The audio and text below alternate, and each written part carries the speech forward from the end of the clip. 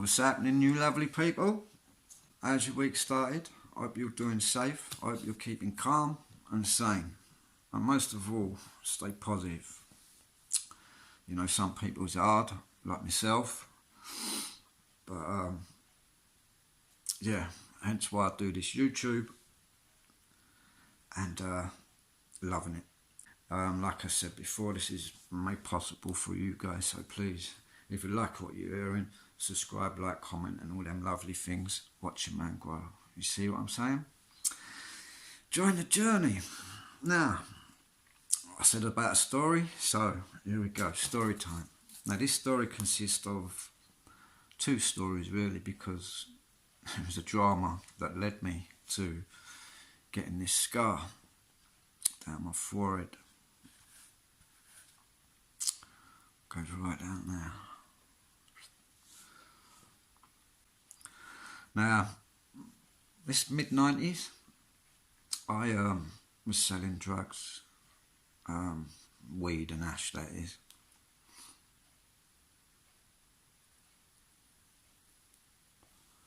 And I lived on Tisington Court, just by Silver Street in Rotherhithe. Had the iron gate there, I was doing well, had it all nicely tucked up, all mine. Anyway, I'd got a call from someone wanting 2 ounces of solids, right, the ash. So I takes him the ash, and then the time I gets there, he's only wanting the 1. So I takes the 80 quid off him, and at them times I was wearing these Calvin Klein boxers, people. I don't know if you know them, but you guys that know, where you get your quarry out to have a pee, as you put your hand in, there's a pocket that goes right underneath. I used to get the black ones, so there was no shadows, you know, it was all nice. And I'm crossing my road now to go back to my Tisington Court, and I noticed the car pass fed on me. So I crossed the road and dart into a telephone box. Don't ask me why, but I thought to myself, get in the telephone box. Make it look like I'm doing a call. You never know. But they've come back, got out of the car, got me out of the telephone box. I was wanted for a breach of community service from Croydon Magistrates. Now, they take me to Peckham Police Station, which is a police station that I've escaped from. I'll tell you about that one day. So from there, the buses come in the morning, take me to Croydon Crown Court.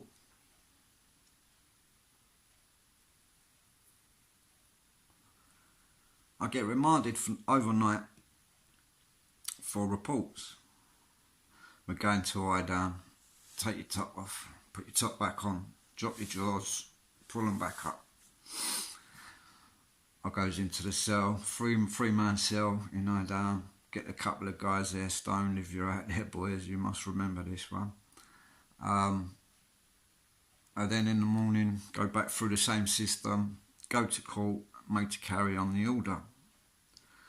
I get released from the cells. As I'm coming out, I'm like, hold up, where's my property? Sorry, that's back at Idown.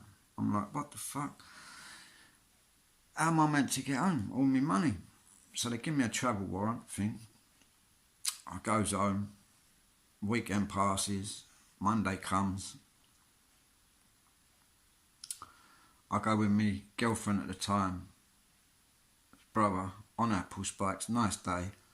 We goes to Idown, I collects the money, and we go back to the train station now. We've had a couple of beers, it's nice, we've had a joint.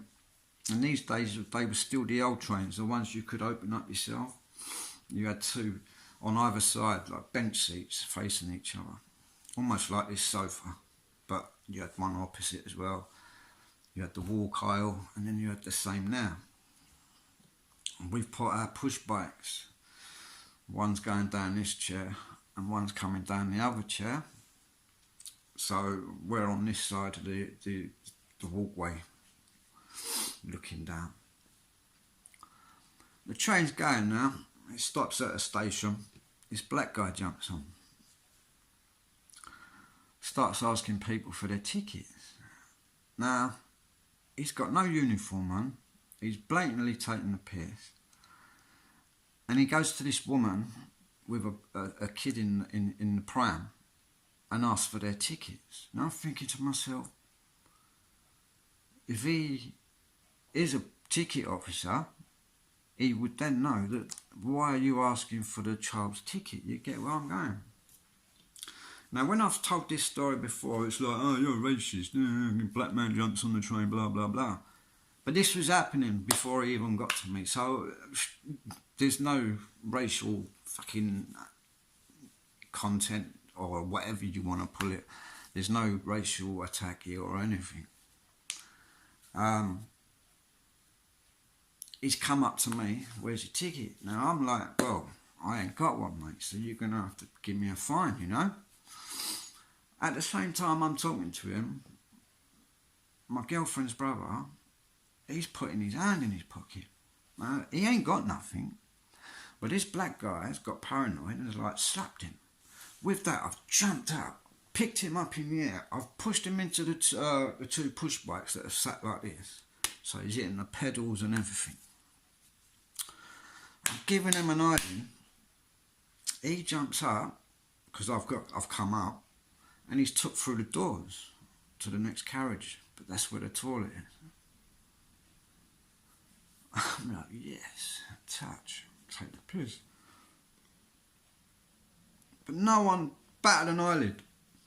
No one said anything, you know. It was like they just let the piss taken out of them, and I could have been, you know, murdered, and I don't think anyone would have done anything until someone come along. I don't know, but anyway. As I've looked round, he's coming back through where the toilets are, back to this carriage, and I see him with a Stanley knife. So now I'm thinking, shit.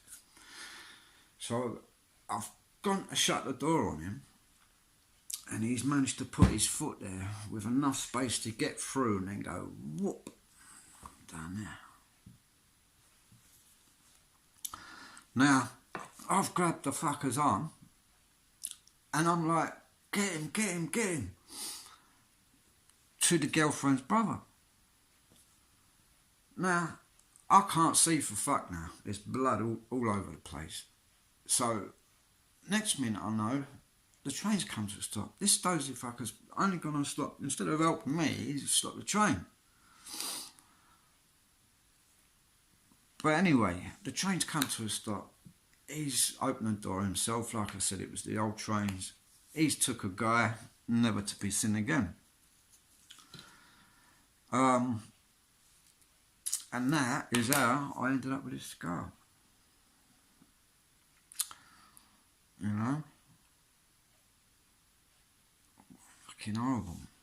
Pissing out of blood. You know, and it's like, you don't even, you know, although the blood was there, I didn't feel like the adrenaline, you know.